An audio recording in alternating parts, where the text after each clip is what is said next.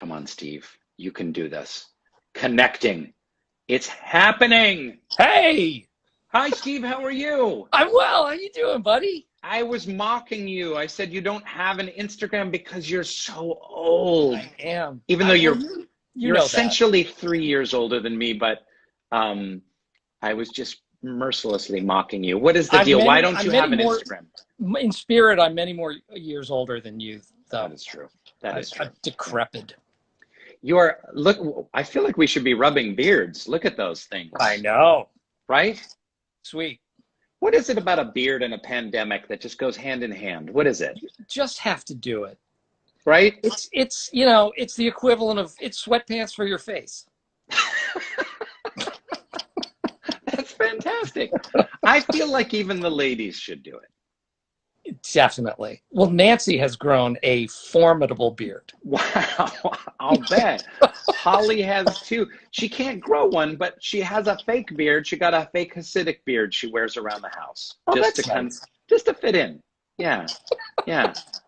Um, Steve, it's so great to see you. Thanks for being on the finale episode of Hey There Human. This My is just pleasure. a silly little show that we've been doing over at SoulPancake to bring people together, been interviewing people from around the globe. And so one of the things that we share a lot about on the show is we talk a lot about kind of mental health stuff.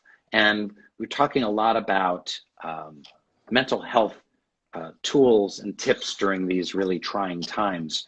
Uh, what have you found effective for yourself to take care of your mental state during these crazy times? You know what? I was reflecting on this, when we had exchanged emails in the last day or so, and I don't know about you, but there's a certain brittleness to people right now, and you can feel it. You go to the supermarket. I feel it. Nancy feels it. My kids feel it. You're out on the road in LA. People are driving crazily, and Right? and Yes. at the supermarket, there's a tension. How close do I get? How close can I get to other people? There's a level of annoyance that seems to be percolating right below the surface of a lot of people.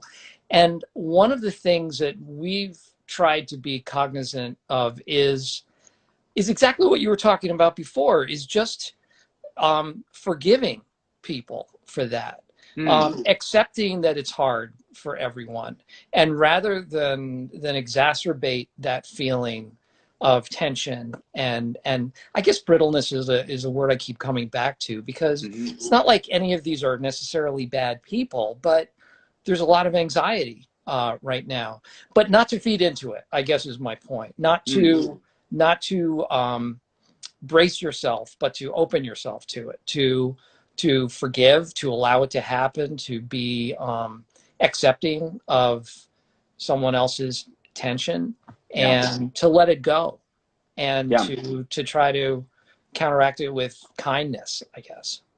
I think that's so great because I know I have that tendency if I'm out on the road and they are driving crazy and cutting Yeah, people off. There's a tension and an anxiety, a brittleness, like you said. And, what can I do? Well, if I'm gonna honk at them or be rude back to someone, then I'm just, like you said, exacerbating that issue. So forgiveness and understanding of like, hey, there's a lot of people out there hurting right now, a lot of for sure. fear, a lot of anxiety, um, to forgive, to let go, to understand that sometimes people are going to be reactive in this environment. And it can be disarming too. When I was thinking, um, I don't know if we ever talked about this. I don't know why we would have, but when I was living in Chicago and I was working as a waiter, it was early on. I remember one night I had two roommates. I came home after a long shift and I was super tired and cranky, and some leftover one of my roommates had eaten. And it was like the only thing that I was looking forward to come back. And I just sort of lost it, at the end of your rope, and again, with all the tiredness um and not to excuse myself, but I was ticked off, and I kind of unleashed at him like, what the hell, man, why did you do that? And he was a pretty, he was sort of a tough dude. And I was picking a fight with him. You know, I really thought we'd get into it, a shouting match. And he did something, and I'll never forget it. He just backed away and said, are you all right? Like, he reached out. It was such a significant moment for me, because I was expecting him to lash back at me, like, yeah, well, you drank my Diet Coke, and or get into it that way.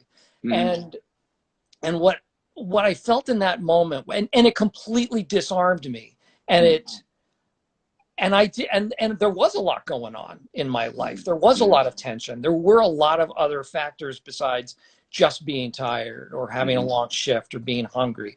There were other things in my life, and he was perceptive about that. And as a friend, and it was completely unexpected too. So I think using a template like that to just disarm people with, with joy, with kindness. When I was a kid at Christmas time, in the malls, no one was happy, which is so ironic because everyone's so downtrodden. It's the most wonderful time. Horrible. Nobody was smiling. So I remember one day I was walking around the mall and I just decided I was going to smile at everybody and try to, be the Christmas spirit personified. Right. And I'm sure they all thought I was weird, but it's like that sort of thing. It's just try to put, even when you don't want to, putting some kindness out there is never a bad thing. And I guess the question that I most want to ask is, was it a gyro? was what a gyro? The food that you wanted to eat when you came back from your shift. Was it It might have been a 2 or 3 day, or it was either a gyro or a deep dish pizza. Okay, yeah. I'm just thinking Chicago. I'm thinking the 90s. Oh, believe me. Yeah. My breath was incredibly bad for well over 10 years in Chicago. What were you like as a waiter? I'm trying to picture that. I was a waiter too. Oh, really? Yes, for years. Yeah. I always said, like, I was a really, really good waiter, actually. What made you a good waiter? I took people's food service very seriously. I guess maybe it's a little bit of Dwight Schrute. Like, I took it maybe a little too seriously about how they wanted their food, when they get it, when they expect it, when they get their menus, how long between the menus, and can I take your drink order, when they get their drinks, how all of that stuff rolls. And I took it seriously, and I was pretty damn good. I would say that I might even be a better waiter than an actor. And it's good because I know that if this acting thing doesn't completely work out, then that's waiting for me. What were you like? What were you like as a waiter? I put a lot of effort into it. Same thing. Like I tried very hard to be a good waiter. Oh, good. But at the end of the night, when your people are counting their tips, I always had like half as much as everybody else. It's just, I don't know what I was doing wrong. I don't think I was much of a charmer as a waiter. Oh, wow. I remember I was trying to get a job at one restaurant, and they wanted you to memorize the menu before you even went in for an interview, and all of the varietal characteristics of each and every wine. And I didn't. And I went in for the interview. And did you fake it, or did you just? I faked it for about 5 minutes, and then I said, I'm sorry. Yeah. This is not for me. So, Steve, how incredible is it and strange that The Office has this second life that is just nuts? We've both been on other shows before, and then 4 or 5 or 7 years after a show, it doesn't kind of take off and become even more popular than when it was on the air. I mean, it's kind of nuts. How has that been for you, this kind of strange Office obsession renaissance going on? I don't know if you feel the same thing, but the people who watch the show definitely know the show better than we do. They're because maybe we watched it once. You know, when we'd all get together and we'd watch episodes, that was most of my watching of the show. So I don't know all the details, and when people reference lines and bits, I don't even, you know, some of them don't really ring a bell at all. So the trivia side of it's kind of funny that it is, you know, it's great that it caught on like it did, because we all felt that it was special when we were doing it. We felt that we were on to something, and kind of felt like we got into a bit of a groove as a cast, and the writers were so fantastic. Like, all parts of it just seemed to be firing on all cylinders, and it felt special when we were doing it. But but it wasn't necessarily that popular when it was on. Right. It hung in there a little bit, but yeah, no, it was, but it wasn't like. I guess the way we consume media these days is so different. I mean, if it's just on your Netflix and you turn it on and it's right on your page and you could just be cycling through it. Before you had to like either buy the DVD set and then like put the DVDs in, or watch it on Thursday night at 8 o'clock or what have you.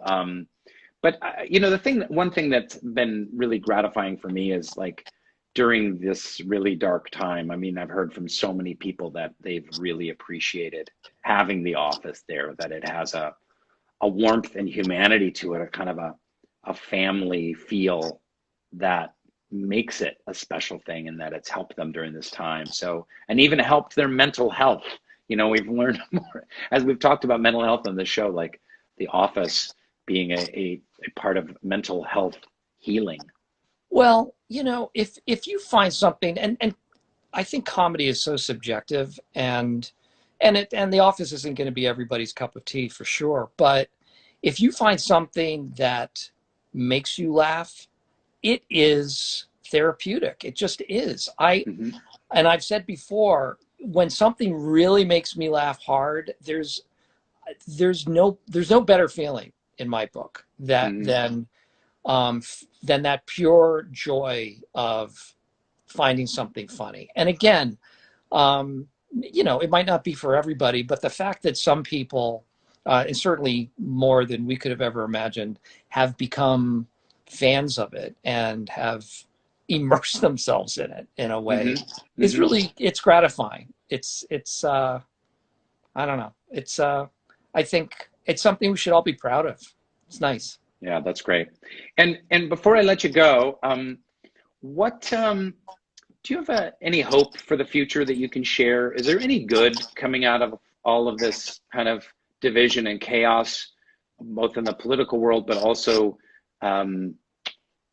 this pandemic and what people have been going through? Is there a silver lining here? What can we look forward to from your perspective? Wow. Well, I certainly hope so. I have to keep that. You have to keep that option in your head that it's, you know, ultimately going to be productive for us all. Yeah, I hope it is. I think it will be, because if nothing else, it's going to bring up important conversations that we haven't had, and bring to light all sorts of things that as human beings we have to take care of.